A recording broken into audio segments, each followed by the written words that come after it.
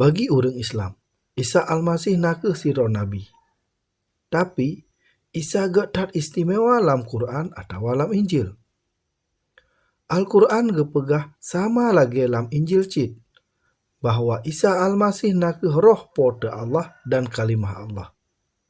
Jadi, Isa nakeh hakikat jih roh Allah dan kalimah Allah. Isa Almasih nakeh si roh pribadi yang suci.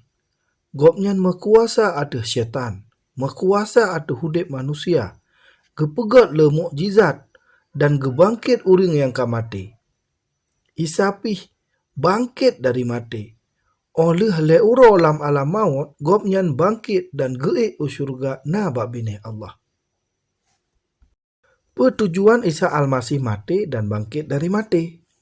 Isa Almasih getrun udunya untuk gepeselamat umat manusia dari dosa, supaya han gehukum di neraka akibat dosa.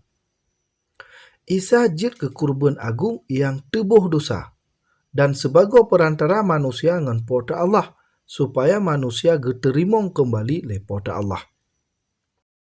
Isa gepegah, lun kutrun untuk melayani, dan untuk kubri hudib sebagai tubuh gantau mandum urang. Isa Almasih nakeh kon siro Nabi yang biasa. Gopnya nakeh Allah yang lahir sebagai wujud manusia u alam dunia.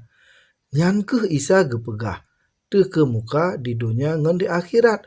Gop nyan keh juru selamat dunia.